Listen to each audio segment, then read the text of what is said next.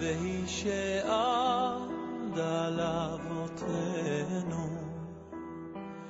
והיא שעמדה לאבותינו ולנו, שלא אחד בלבד עמד עלינו לכלותנו, עמד עלינו לכלותנו. והיא שעמדה לאבותינו, והיא שעמדה לאבותינו ולנו. A priori, c'est la préréchute de la naissance de Klal Israël, de Am Israël, c'est à partir de ces deux parachiotes. Ve'ele toldot Yitzhak ben Abraham, Abraham ben Yitzhak, et après la Torah nous parle de la descendance de Yaakov Avinu alav shalom. Donc ces deux parachiotes, Bémet, sont capitales pour... il y a beaucoup de choses qu'on peut apprendre de ces deux parachiotes. Plein de choses. Tout d'abord, si par exemple, on voit dans la paracha de Toledot la naissance de Yaakov et Esav, cette naissance qui est extraordinaire. Vegdelo haneharim. C'est un passouk très facile. Vegdelo haneharim. Et Rashi sur place, il dit, jusqu'à maintenant, on ne savait pas qui ils étaient. Bon, si vous avez des enfants, même si un enfant il fait des bêtises, on dit c'est un enfant. Une fois qu'il a grandi, il fait des bêtises, on dit ça c'est pas un enfant. Ça, c'est... Là on commence déjà à penser. On commence déjà à mettre en place toutes les bêtises qu'il a fait une fois. L'histoire elle est connue d'un grand rave que sa mère il lui a offert un petit album. Je ne sais pas si c'est appelé Mordechai, j'oublie son nom. Oui. Et c'est très connu cette histoire. Et que il a rempli cet album avec toutes les photos. Et une fois sa mère elle vient, elle voit une fois il y a sa mère, maman la photo, l'album elle est super, elle est belle, elle est remplie. Et maman elle vient, elle voit, il y avait des photos de partout, mais il y avait une place qui était vide. Et sa mère, elle lui dit, mon fils, je vois que l'album il est super, mais pourquoi tu n'as pas, je vois qu'il y a j'ai encore plein de photos, et il y a de la place. Il dit non, cette place-là je l'ai réservée pour moi. Quand je vais grandir, je mettrai ma photo là, parmi les rabbanim. Ça veut dire que déjà, depuis sa jeunesse, il y avait cet ashkafa.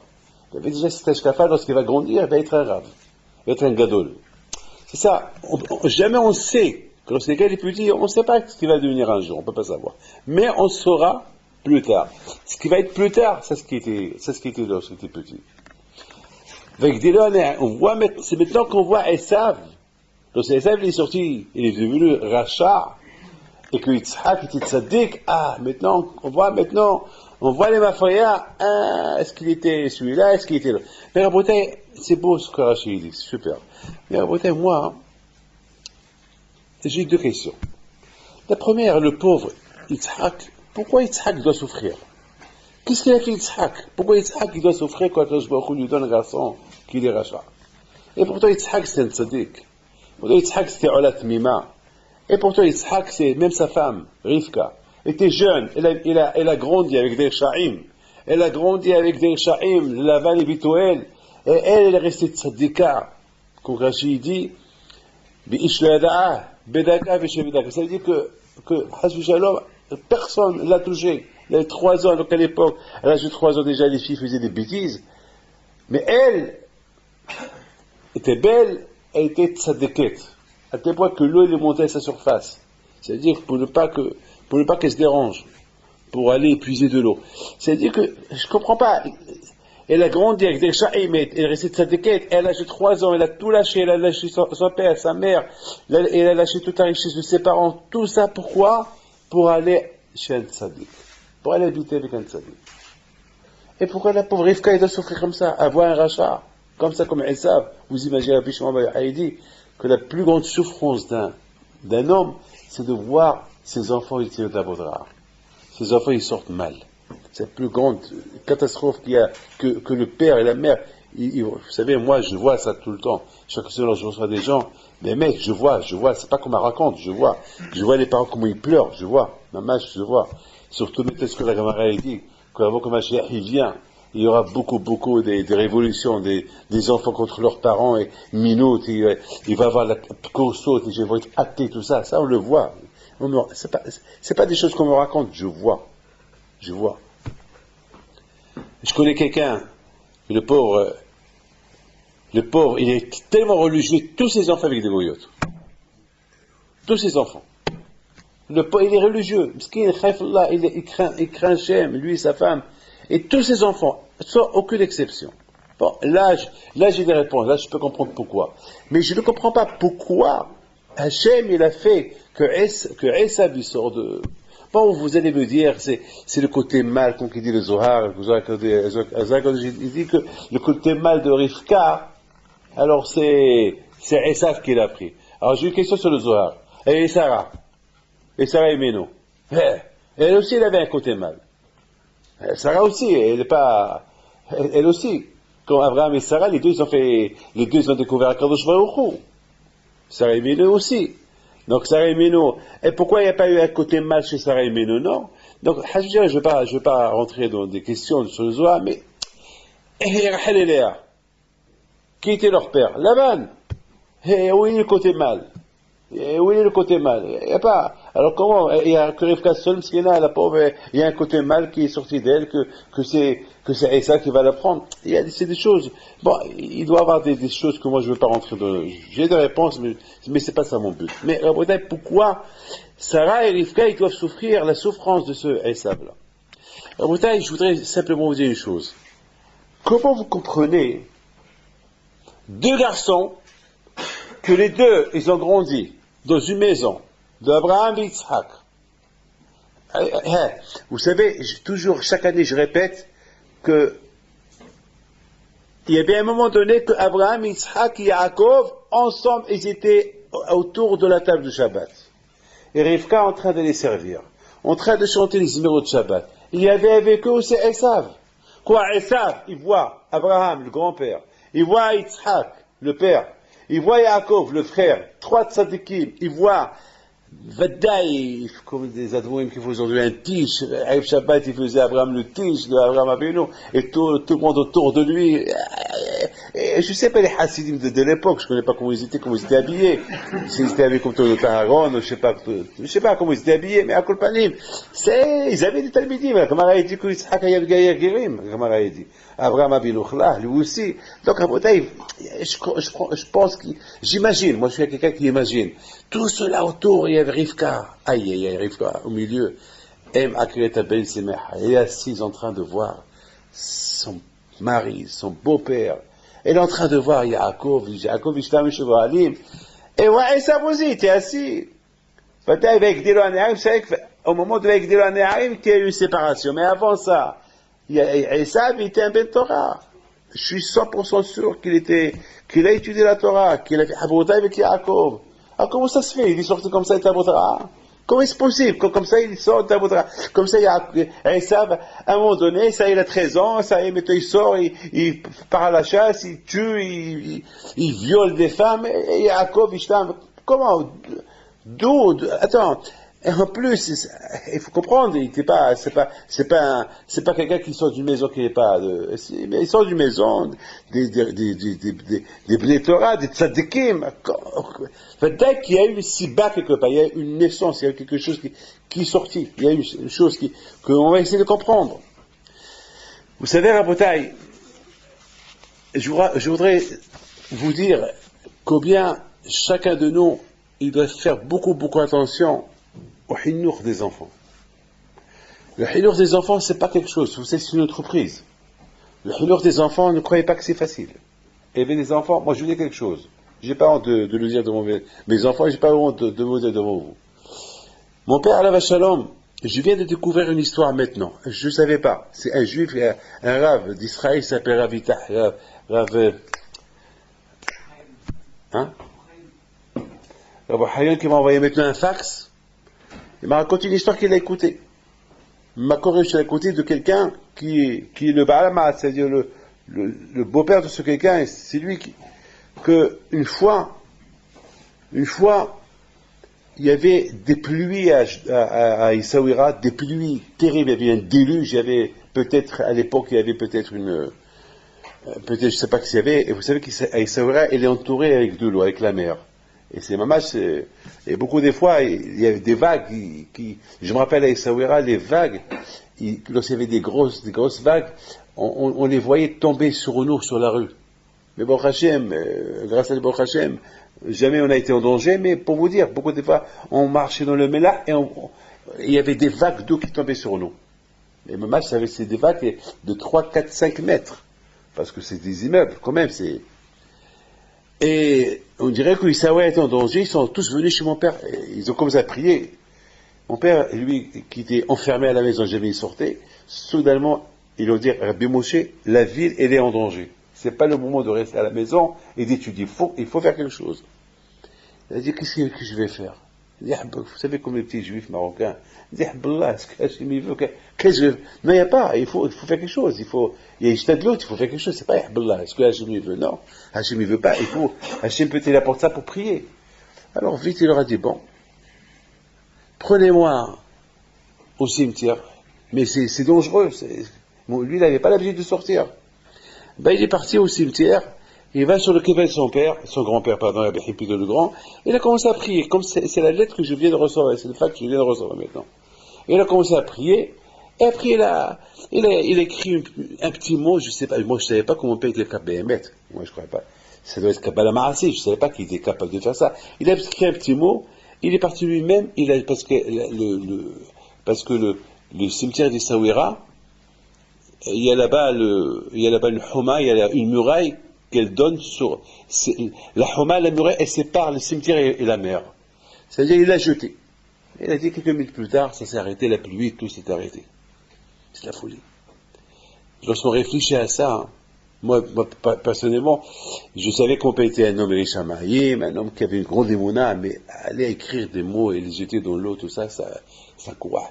Moi, je peux vous dire quelque chose. Je ne crois même pas qu'il écrit des Kabbalah.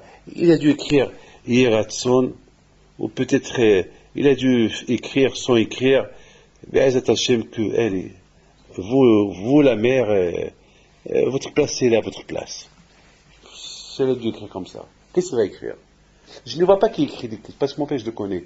C'est pas quelqu'un qui utilise des Kabbalah Maasé. Je connais mon père, j'ai grandi, je le connais. C'est pas quelqu'un qui utilise les noms d'Hachem, tout ça. Et lui, il s'éloigne de tout ça. Lui, c'était pas chaud. Même tous ces brachot, c'était des brachot simples, qui n'avaient pas aucun, mais des brachot avec Imuna et Kavana. Ça veut dire que Vadaï, il a dû voir son père faire comme ça, pour que lui, il est devenu comme ça. Le Hinour, vous savez, c'est important.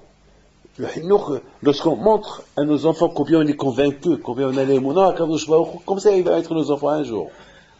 Mais lorsqu'on les met zalzel dans la Torah, il y a beaucoup. Alors les enfants vont être pareils. Vous savez, une fois j'ai entendu, il y a beaucoup de gens qui disent comme ça, ils disent que les gens, ils veulent être comme le gars de Vilna en une nuit. Voilà.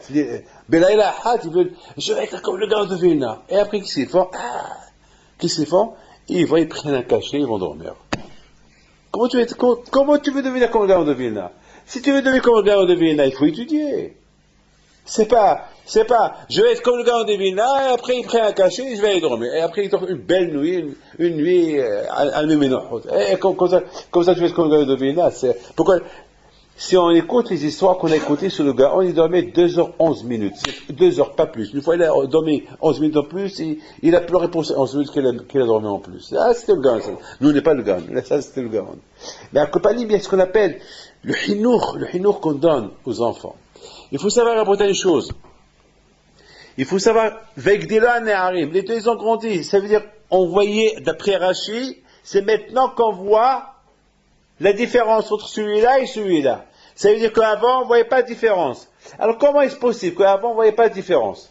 C'est pas possible. Moi, je peux savoir la différence, mais comment? Personne n'avait la différence, c'est maintenant qu'on voit la différence, et avant on ne voyait pas la différence, c'est pas possible. Il y a une chose qui ne va pas. Vous savez, Rabotai, il faut savoir une chose. Nous, on a été à la yeshiva. Nous aussi, on a grandi à la yeshiva. Je ne croyais pas que... Vous savez, une fois, un rave, il m'a posé une question. Il m'a dit, Rabbi David, c'est quoi la différence entre aujourd'hui et maintenant? Quand il y avait plus de Yetzirah, avant et maintenant? Vous savez, les chivots de maintenant, c'est pas les chivots qu'il y a 50 ans, il y a 60 ans. Vous avez en 58, lorsque j'ai quitté ici en 68, lorsque nous envoyons à la yeshiva en 68, en 58, ça fait 52 ans. Qu'est-ce qu'il y avait à Fublène? Qu'est-ce qu'il y avait en Angleterre? Il n'y avait rien. Il n'y avait rien. Déjà le téléphone, même le téléphone à la yeshiva, il n'y avait pas. À Fublène, il n'y avait pas de téléphone. À Armontier aussi, il n'y avait pas de téléphone. Je ne sais même pas s'ils avaient un téléphone. Peut-être qu'ils avaient un quelque part. Je ne sais même pas s'il marchait ou ne marchait pas. Mais déjà, en Angleterre, en 62, en 63, pardon, il y avait un téléphone au bureau. C'est tout. Mais chez nous, pour nous, il n'y avait pas de téléphone public, parce qu'à qui on va appeler? Qui avait le téléphone? Qui Bichlal avait le téléphone? Ça veut dire qu'avant, on n'avait pas de téléphone. Rien. Le manger, on mangeait que la pomme de terre. Il n'y a que le Shabbat qu'on mangeait difficilement petite dafina. Je me rappelle, à Fublène, ou à Armontière, à Pessah, nous-mêmes on fabriquait du vin. Nous-mêmes on fabriquait. Quel vin? Un vin, c'était Hometz. C'était du vinaigre. Vous savez, on faisait à Kosot avec du vinaigre. Ça, c'était le vin qu'on buvait à l'époque. Et on croyait que c'était du vin, mais c'est du vinaigre. C'est du vinaigre. 100% c'est du vinaigre. Donc en Bretagne, Mamash, avant, c'était en hiver. Je me rappelle l'hiver de 64. Jamais j'oublierai. Il y avait un froid en France que lorsqu'on crachait, en une seconde, ça devenait déjà du verglas. On n'avait même pas de quoi se couvrir. On mettait sur nous des matelas. Mamash, on mettait des matelas sur nous. Et la yeshiva était froide. Mais on a étudié. Alors, a priori, en Angleterre, il n'y avait rien. Pratiquement, vous savez, moi j'avais un costume, Hachem il était moi, j'avais un costume gris, je me rappelle, le costume que ma mère m'avait acheté à Paris lorsque j'avais 13 ans, et c'est avec ce costume que je suis passé en Angleterre. Je suis resté avec ce costume jusqu'à l'âge de 16 ans, jusqu'à qu'il était sur moi, serré, jusqu'à que, je ne sais même pas s'il grandissait sur moi ou pas, mais moi j'avais 15 ans, et le costume, j'avais pas de costume, j'avais pas de vêtements, on n'avait rien du tout. On était Aniyim Gemorim. Comme ça on a grandi. Alors, a priori, maintenant qu'on est gâté, qu'on a, Hachem, la clim, on a la yeshiva climatisée, le bétamidrash climatisé, on a des sfarim à gogo, des sfarim Baruch Hachem, on a le manger, les yeshivot d'aujourd'hui, il y a de tout aujourd'hui. Alors après, d'après vous, le Yetzirah, c'était quand? C'était avant ou maintenant? Vous allez me dire, maintenant, c'est le grand Yetzirah, c'est maintenant. Parce qu'avant, il n'y avait rien. Aujourd'hui, il y a tout. Aujourd'hui, Misken, le Bahou aujourd'hui, c'est un Misken. Lorsque le pauvre, quelle tentation il a de voir des gens avec un portable dans la rue, il est de Égé de bus, qui va aller chez lui, pour passer Shabbat, il voit des gens qui voient la télé, il voit des films, il voit du tout. Lui, c'est un Bahou le pauvre. Quelle tentation il a. Donc, et à l'époque, il n'y avait ni téléphone, ni vidéo, ni Facebook, ni Internet. Wallo. Il n'y avait rien à l'époque. Aujourd'hui, il y a de tout. Donc, vous allez me dire, aujourd'hui, le tsar d'aujourd'hui, c'est 1000 fois plus grand. Je lui dis non. Avant, c'était plus fort qu'aujourd'hui. Pourquoi? Parce que le tsar d'avant, moi, je vous le dis. Le tsar d'avant, c'était quoi? C'était parmi les Bahurim qui étaient à la yeshiva, il y avait ceux qui n'ont pas le choix de rentrer chez eux. Parce qu'ils viennent du Maroc ou ils viennent je ne sais pas d'où. Ils ont qu'un contact avec leurs parents, ils font semblant qu'ils étudient. Mais eux, ils ne veulent pas rester. Et eux, chaque fois, ils nous disaient, mais qu'est-ce qu'on fait ici? On perd le temps. Ça suffit d'entendre ça. Hein. Ça, c'est pire que tout.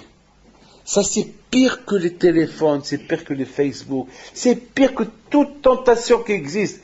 Hein, ce Bahou qui dit, qu'est-ce qu'on fait? Encore Shabbat. Encore le Rav va parler. Encore Abshama il va parler. Encore il y a un Habour Rahim Shmuel. Encore il y a une Siha. Encore il y a ça. Mais qu'est-ce qu'on fait ici? Ça, Daminouli, ça, c'était le plus gros Yetzirah. Il n'y a pas pire que ça. Sauf que ça veut dire que les Yetzirah de l'époque, il est plus grand que les Yetzirah d'aujourd'hui. Aujourd'hui, avec tout ce qu'il y a autour, vous croyez qu'aujourd'hui c'est plus. C'est pas vrai, avant c'était plus. Et Baruch Hashem. Rabotai. Il y avait Rabotai, je me rappelle. Beaucoup de fois, j'ai vu des gens qui ont étudié, qui ont étudié avec moi à la yeshiva. Qui étaient Oskim Batora Yom Avalayla. Et aujourd'hui, je les rencontre quelque part dans le monde, sans kippa, sans talit, même avec une goya, marié avec une goya. Qu'est-ce qui s'est passé? Et pourtant, on a, quoi, toi? Ouais. Comment? Eh ben, c'est celui-là qui disait, qu'est-ce qu'on fait ici? C'est celui-là qui disait, on perd le temps ici. C'est celui-là qui, en cachette, il faisait des bêtises. La personne ne savait ce qu'il faisait. C'est là qu'il dévoile ce qu'il faisait lorsqu'il était à la yeshiva. Waouh! Non, on ne savait pas.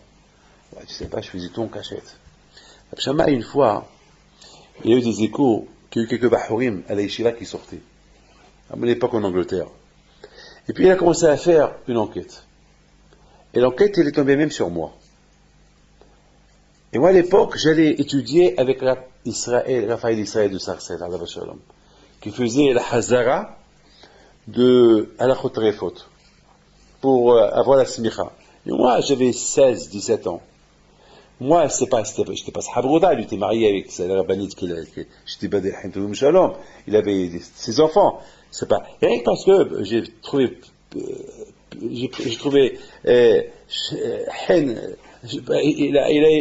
il m'a demandé parce qu'il connaissait un peu mes parents, mes grands-parents. Il a dit, David, si tu veux, le soir, viens, on va étudier ensemble. Moi, je fais la Hazara, comme ça, j'ai quelqu'un avec qui fait la Hazara. Donc, j'allais avec lui, chez lui, de 10h jusqu'à minuit, parfois, jusqu'à 1h du matin, ou parfois, on parlait, on discutait. Et voilà, c'était comme ça. Donc, Rav Shammai, Alav Shalom, il me dit, tu es parmi ceux qui sortent ce soir. Je dis, moi, il a fallu, jusqu'à que je lui ai dit, il a demandé, Raphaël, il lui a demandé, est-ce qu'il étudie avec toi? Est-ce qu'il vient chez toi? Soit qu'il a confirmé oui. Après bon, il m'a dit, bon, j'étais gêné, mais il a fait son travail. C'est normal, c'est comme ça. Il faut être une fakéah, il faut les surveiller. Les enfants, il faut les surveiller. Comme une yeshiva, on la surveille. Et si tu ne surveilles pas une yeshiva, vous savez, il m'a raconté Rav Schlizinger, le Rosh Yeshiva de Koto, il m'a dit combien des fois, lui-même, il fouille dans les poches des Bahurim pour voir s'il trouve un portable. Et lui-même, il prend et les casse. Il me l'a dit. C'est pas, je vous dis, il me l'a dit. Ça veut dire, il fouille. Il cherchait.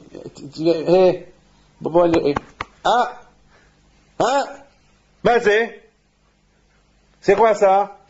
Et il prenait le portable, il le jetait, il le cassait. C'est ce qu'il m'a raconté il y a 2 ans.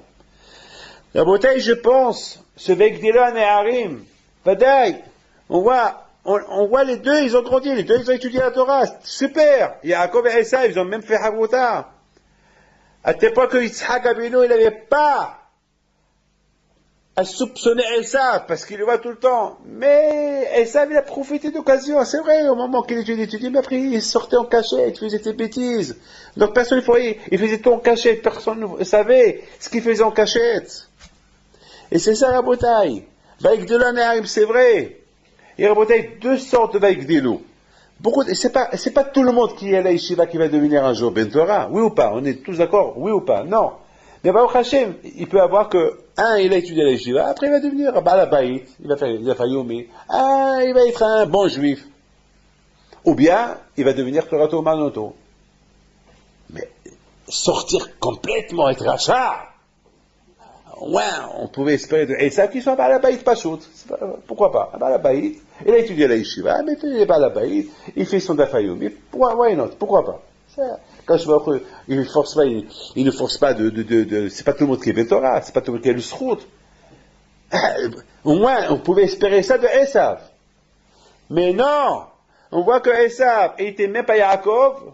On voit que Esav, il était même pas Balabaït Pachout. On voit que Esav, il était Macha Racha. Pourquoi? Parce que c'est Vaïk Delo, toute sa grandeur, depuis le départ qu'il a grandi, il a grandi hypocritement. Hypocritement. Il a fait semblant. Il a fait semblant. Il a eu tout le monde. Il a réussi à jouer sur tout le monde. Vous savez, Rabotai, que c'est pas facile. C'est pas facile pour Yaakov Abinu, Yitzhak Abinu, de découvrir le vrai visage de Esav. Et quand est-ce qu'il a découvert le vrai visage de Esav? Un peu, je m'excuse, même Hazal, ils disent que ça peut être la faute de Yitzhak. Parce qu'il a cru en Esav. Parce qu'il voit Yaakov, et il a cru que Esav est comme Yaakov. Non! Non, Yitzhak, non. Esav, c'est pas forcément il va être comme Yaakov. C'est pas vrai, non. La Gemara, il dit que Yaakov, Abraham Avinu, qu'il a fait une Hinner, Yitzhak est devenu Yitzhak. Il a fait une bonne éducation. Yaakov Avinu, qu'il a fait une bonne éducation à ses enfants, ils sont devenus Shvatim. Yitzhak, il n'a pas été Mehanner. Esav. Pourquoi il n'a pas été Mehanner Esav? Parce que Yitzhak, il a cru que Esav, il est comme Yaakov. Comme Yaakov, Isham, Esav, non. C'est pas tout le monde qui a les mêmes forces. Non. Tu as fait une erreur, Yitzhak. On accuse Yitzhak quelque part. Donc il a voulu récupérer, il a aimé Esav. Soit disant, maintenant, il veut le récupérer, mais c'est trop tard. On dit en arabe, le concombre, c'est pas, vous voyez, le concombre, lorsqu'il pousse tordu. Il pousse tordu. Pourquoi? Il pousse pas droit. Je sais pas si la nouvelle génération aujourd'hui, je sais pas ce qu'ils font dans les grains, que maintenant ils poussent droit. Mais en vérité, les concombres, en vérité, si vous êtes au Maroc, ils sont pas droits, ils sont maouzines, ils sont tordus. Donc, ça veut dire que depuis leur naissance, ils poussent tordus, comme la banane, qui pousse tordue. Aujourd'hui, ils font ils trafiquent les bananes qui sont droits, mais avant la vraie banane est tordue. Alors ça veut dire que l'enfant, depuis sa jeunesse, il grandit au droit, au tordu. Il ne peut pas être droit et tordu. C'est impossible. Si on lui donne une bonne éducation depuis sa jeunesse, il va grandir droit. Alors, écoutez bien. Quand mes amis, vous avez compris. Alors écoutez, ça c'est super. Comment vous avez compris? Yaakov, il vient chez son père, et il dit, papa, avec la voix, papa, voilà, je t'apporte à manger, je t'ai préparé un bon repas, comme tu aimes. Très bien. Yaakov, Yitzhak, il réfléchit, il lui dit, mon fils, Hakol kol Yaakov, ve'yadayim Esav. Vas-y, la bibesque, approche, donne-moi tes mains que je les touche. Il touche ses mains. Et il lui dit, mais je touche les mains de Esav. Je vous pose des questions. Est-ce que c'est ses mains qu'il a touchées? Est-ce que vous faites pas une différence entre la peau et les mains? Les poils des mains, on comprend. Ne me dites pas que Yaakov, il Yitzhak Avinu, il voit, c'est Yaakov qui lui parle. Il voit que c'est Yaakov qui lui parle. Il dit à Kol Yaakov. Il dit à Esav. Mais attends, il y a quelque chose qu'on ne comprend pas là. Ces mains-là, c'est même pas les mains de Esav, c'est les mains de Yaakov. Et ce qu'il a, c'est la peau. C'est une peau. Attends, Rabotai, mettez une peau sur votre main. Est-ce que vous pouvez tromper quelqu'un et vous dire, touchez-moi, c'est moi ton fils? C'est pas possible. C'est la peau. On connaît la peau. Ah, c'est quoi ça? Kol Yaakov et dit Esav. C'est quoi ça? Rabotai, il faut, Rabotai, savoir une chose.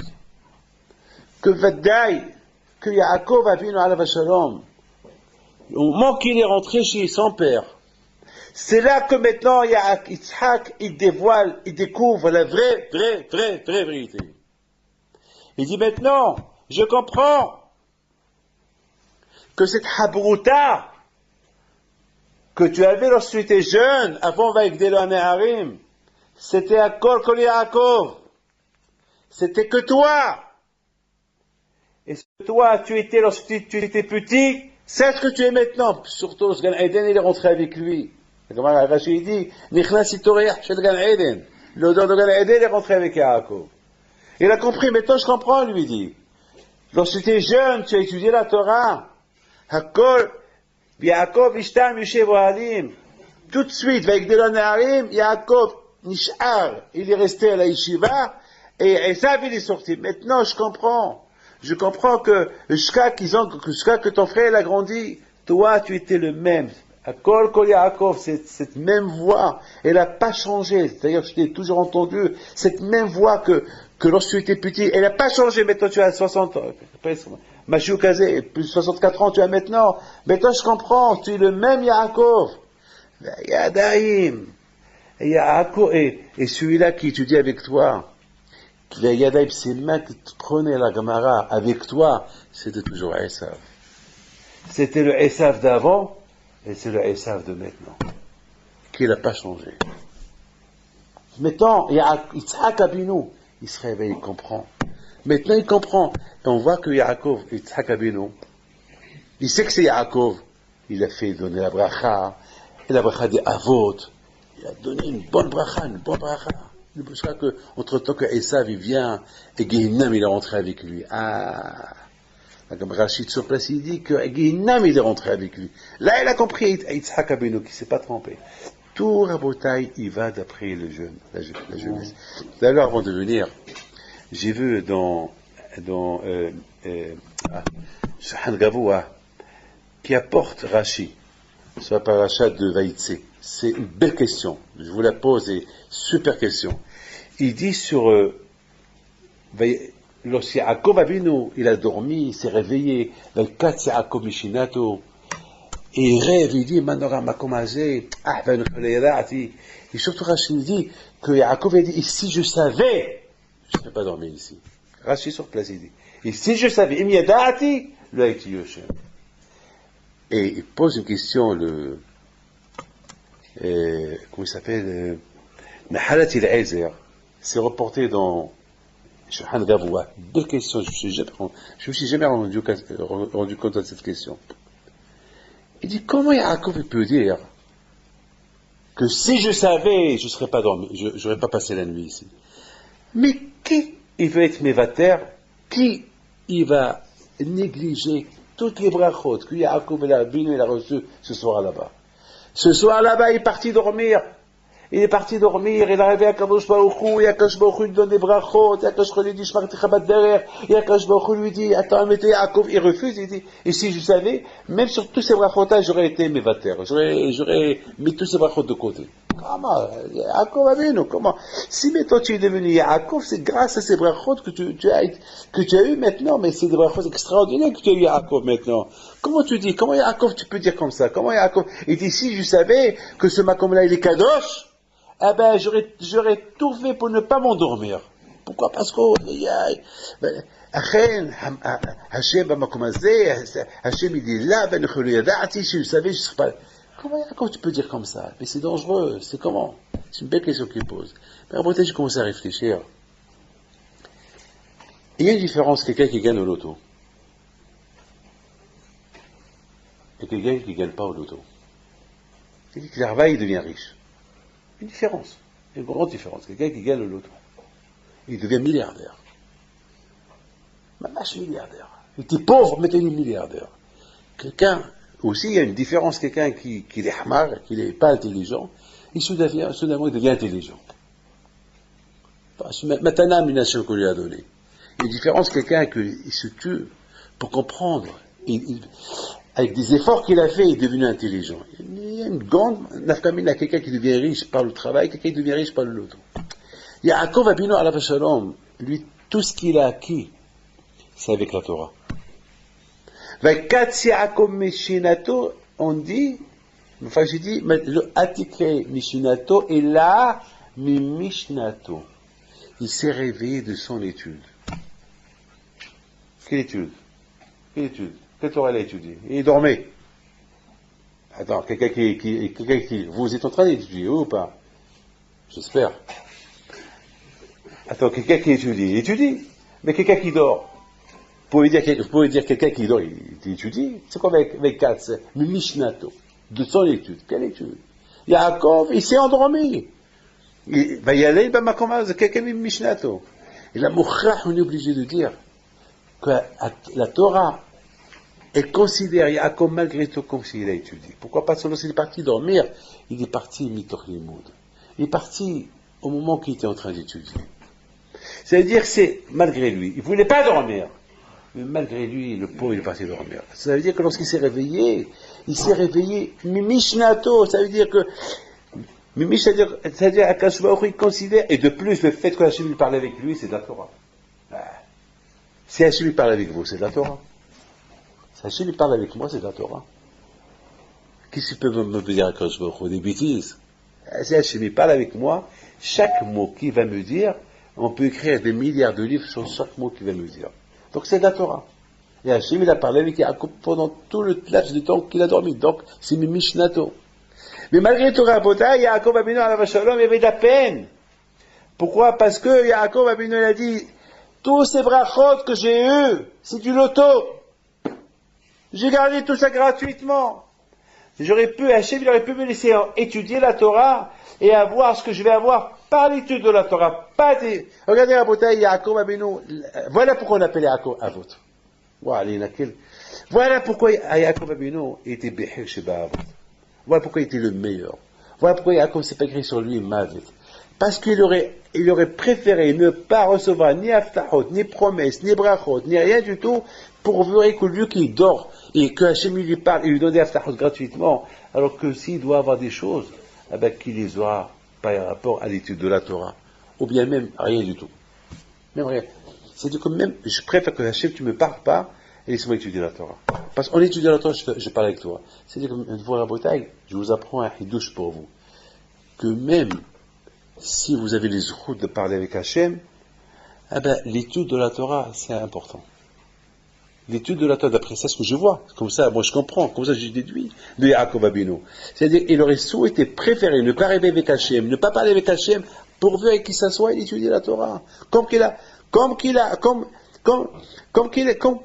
C'était l'ami de Yaakov Abinu. Regardez, Rabotai, quel Yaakov, c'est extraordinaire. Rabotai, ça m'a... La Torah, elle confirme que celui qui étudie la Torah, comme s'il parle avec Akadosh Baruch Hu. Yaakov, il a préféré ne me parle pas, laisse-moi étudier. Voilà, voilà, si Yaakov est arrivé à ce qu'il est maintenant, c'est parce que c'était jeune. Il y avait avec un Esav, un rachat, qui lui dit chaque fois, qu'est-ce qu'on est en train de perdre de temps ici, allez, on perd le temps ici, allez, viens, on sort, allez, ça suffit, assieds-toi. Encore on va étudier, c'est quoi le but, c'est quoi le tachlit de cette étude-là, on va faire quoi? Regardez la photo, il est arrivé à Esav, Vaïbez Esav et Bechora. Allez, quel Bechora, je veux pas être Bechor. Et pourtant, il a dû étudier c'est quoi la Bechora. Tout de suite, Vaïbez Esav et Bechora. Tout de suite, c'est de la folie. Rabotai, je termine avec cette phrase. Lorsque la Torah est dit, Vaïssa Yaakov et Raglav, il a pris Yaakov, Vaïssa. Chaque année, je pose la même question. Vous avez vu quelqu'un qui se lève, il lève ses pieds pour marcher? C'est quoi Vaïssa Yaakov et Raglav? Vaïler. La Torah, elle aurait dû dire Vaïler. Mais c'est quoi Vaïssa? Il a levé ses pieds. Et où il est parti? Artsa B'dekedem. Chaque année, j'arrive à ce passouk-là, et j'ai comme mon cœur qui se serre un peu. Artsa B'nekedem. C'est quoi B'nekedem? C'est les gens d'avant. Et c'est quoi les gens d'avant? Les gens d'avant qu'ils en veulent, les Nissiv et Niflaot. Les gens qui étaient proches de tout ce qu'ils en veulent. Noah, Artsa B'nekedem. C'est des gens extraordinaires. Et qu'est-ce qu'ils sont devenus aujourd'hui? Des Acharim. Des Avodazara. Comment? Artsa B'nekedem. Et le pauvre Yaakov, il doit les affronter. Vaïssa Yaakov et Raglav. Yaakov, il a levé ses pieds. Yaakov, Rabotai, c'était quelqu'un que Kol Atzmotai Tomarna Hashem Kamocha.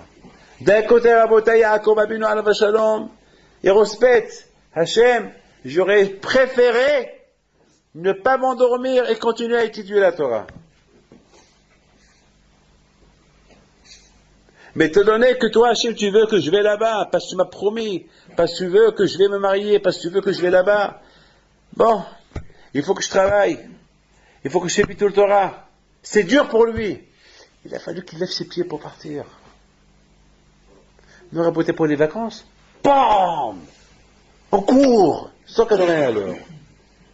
Tam! Même Hachamim, ils ont une ta'ana contre les pays d'Israël. Lorsqu'après 2 ans qu'ils sont passés devant Har Sinaï, ils sont partis vers Israël, Rachid sur place, il dit, comme des gens, des enfants qui se sauvent de l'école. Comment? Comme des enfants qui se sauvent de l'école, ils voient toutes ces Shekhinah, à Har Sinaï, tous ces souvenirs, tout ça, tous ces beaux souvenirs que vous avez eus ici, mais tout vous sauvez comme des enfants. Comment ils sont arrivés à ça? C'est ça le kouah du Satan. Le kouah du Satan, il te dit, allez, tourne la page. Sauf à Zeder, sauf à Zman, allez, c'est les vacances, allez, allez, ouf, allez, on va marcher un peu, allez, un peu de sport, allez, viens.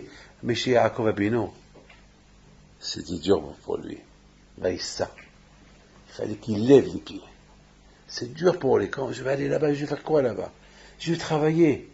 Il faut que je travaille. Pour gagner de l'argent, comment? Moi, je suis un Bahoui Shiva. Moi qui étudie la Torah. Moi qui viens de rêver avec Akadosh Baruch Hu maintenant. Moi qui ai parlé avec Akadosh Baruch Hu. Maintenant, je suis obligé à y travailler. Comment? Et les Shiva de Shemé, il n'avait pas le choix. Vaïssa, Yaakov et Ragla. Regardez la bouteille, la différence. Voilà la bouteille. Pourquoi? Parce que le shoresh de Yaakov. Yaakov, depuis qu'il était jeune, son shoresh, la racine de Yaakov, était extraordinaire. Alors, ça veut dire que depuis sa jeunesse, il a grandi, il a continué à grandir. Quand Amisra les appelle Nahar Israël, les Juifs les appellent Nahar. Ça veut dire que lui, pour lui, toujours je suis Nahar, je suis encore petit. Je suis pas encore, allez, j'ai encore rien fait, il faut que je continue. Mitbatel, Yaakov. Rabotai, il faut savoir, je t'ai mis. Combien, Rabotai, chacun de nous, il doit, c'est quelque chose que je voulais vous dire, ah, voilà, c'est là. Hakol Kol Yaakov. Je vous pose une question. Est-ce que la voix, tu peux la prendre? Hein? Est-ce qu'on peut prendre la voix? Est-ce qu'on peut toucher une main? Oui ou pas? Écoutez bien. Là, tout à l'heure, j'ai appris un histoire extraordinaire. La voix, c'est la voix. Une voix. Vous connaissez ma voix, vous connaissez la voix de l'Arthur de l'Anneau. Chacun ici, Rav Malkach, là, on connaît sa voix.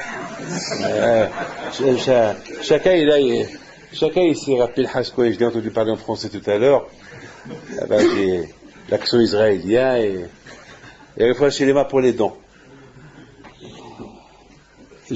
Chacun il a sa voix. On reconnaît tout le monde par sa voix. Alors, à Botaï, la voix, on ne peut pas la tenir. On entend. Mais Yadaïm, mais Mashmishim, on touche pour savoir à qui on a affaire. Alors, vous écoutez très bien. Yaakov, Yitzhak Abino, il emploie un terme extraordinaire. Il aurait pu toucher le visage de Yaakov. Zapalim chez Yaakov. Non. Il a dit, Hakol Kol Yaakov. Tous mes enfants peuvent passer. On peut sentir, on sait avec qui on a affaire, on sent. Un aveugle. Un aveugle, il a un grand houch, un aveugle. Donc un aveugle, il a un grand, ouais, il a un grand houch, comment on dit houch en français? Sensation. Un aveugle, il a. Donc il peut, surtout Yaakov, il avait une belle barbe. Yaakov, sauf à part sa voix, son visage. Non, il parle pas de visage, il parle à Kol. C'est quoi Kol? Kol, c'est quelque chose qui est invisible.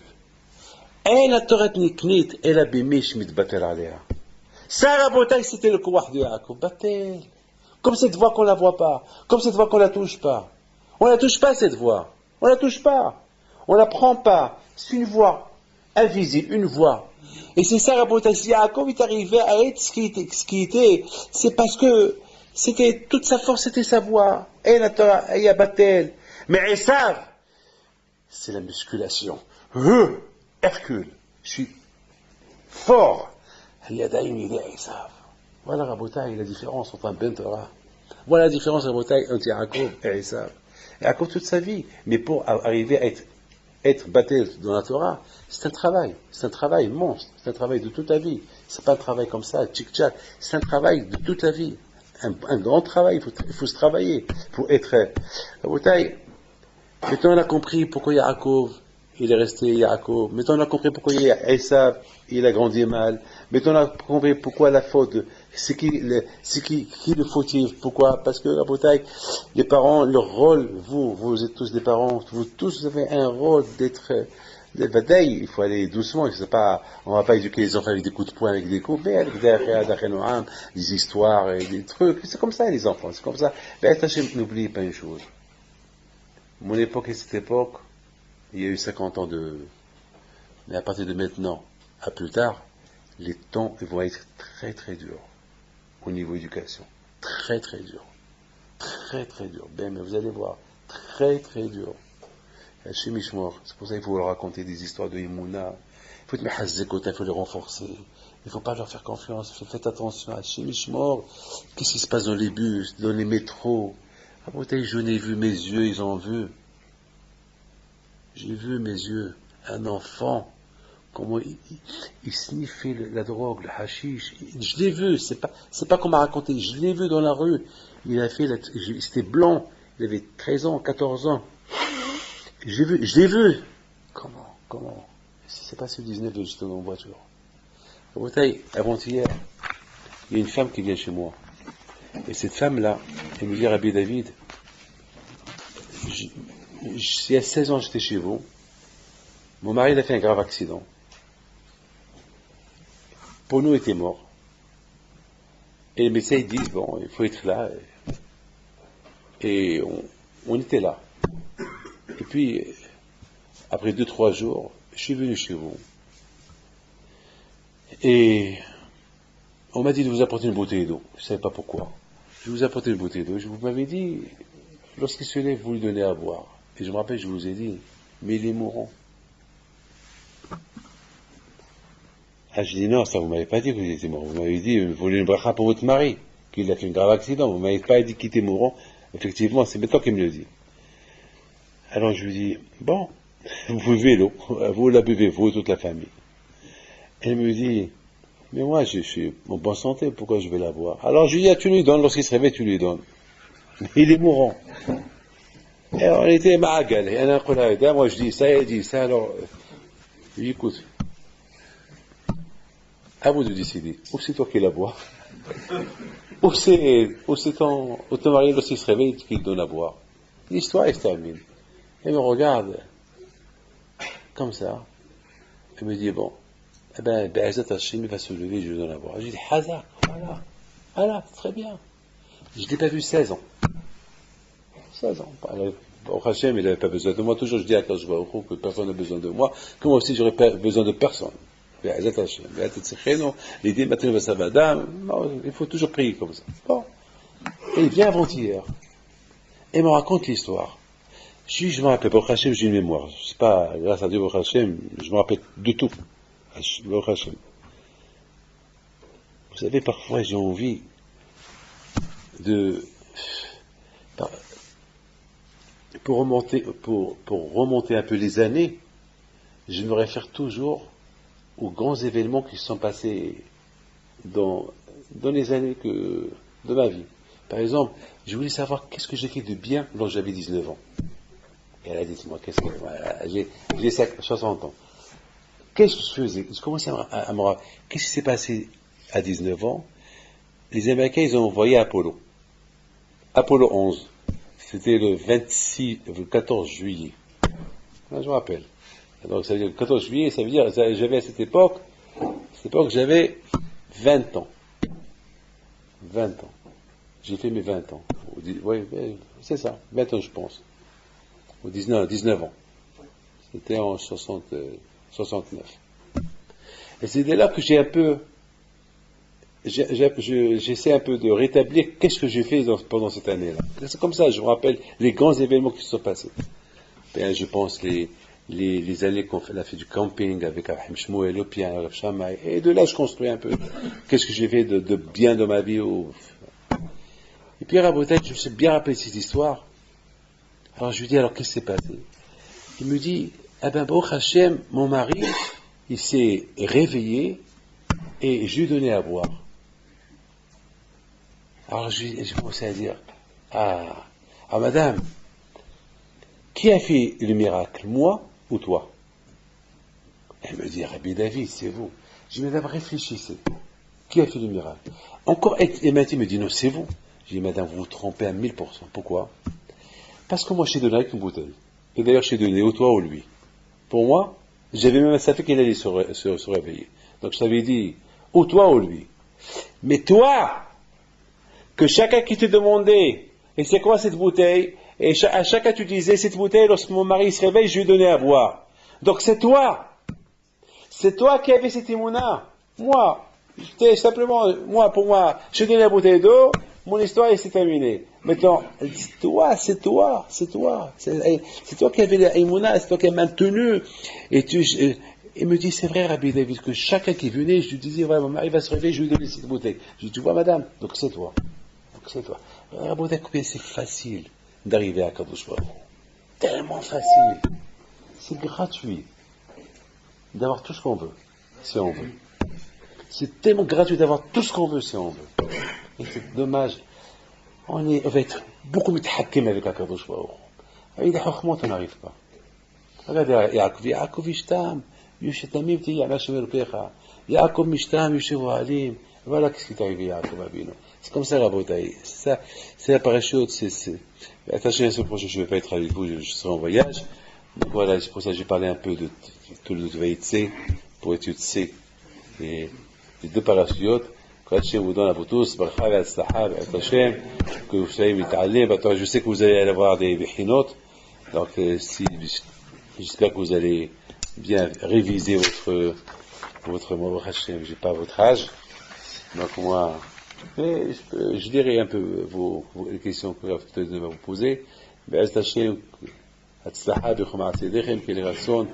Simplement une seule chose que je voudrais vous dire, une seule chose.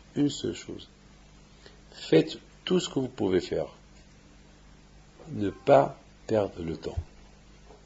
Que vous soyez chez nos collègues, que vous soyez chez vous à la maison, que vous partez un jour dans un autre collègue, sachez une chose. Si vous voulez être grand, c'est avec le hamal qu'on grandit. Mettez ça dans la tête. On ne peut pas être grand si on n'étudie pas. C'est impossible. Et je remercie Hachem. Hier, Rab Shlomo Revibo, le Rosh Yeshiva hier de notre Yeshiva, il m'a dit, Rabbi David, ça fait 2 jours qu'on est en train de comprendre un Mordechai et on n'arrive pas à trouver, et peut-être tu vas nous aider. Je tout bosse Mordechai, quel Mordechai. Bémet, j'y pose. Et Rabotai, regardez Hasdé Hachem. Erev Shabbat, je me sentais pas bien Erev Shabbat, sur Erev Shabbat là. Et j'étais en train sur Erev Shabbat, j'avais pas à dormir, et j'ai pris un livre. Et j'ai lu un peu une Sugia, que cette Sugia, elle avait été en relation avec Ktubot, et puis j'ai dit, bon Hachem, donc, au fur et à mesure que j'étais un peu palpé avec lui hier au téléphone, on a trouvé une réponse. Mais tout ça pourquoi? Parce que il y a eu un ramal de l'étude au milieu de la nuit à Erev Shabbat. Donc, imaginez-vous qu'il m'aurait posé la question, j'ai dit, c'est une très belle question. Il sait que c'est une belle question, il a vu une réponse. C'est pas que, non, c'est pas que je l'ai été sur sa question, lorsqu'il y a le ramal, on réussit. Lorsqu'il n'y a pas le ramal, on réussit.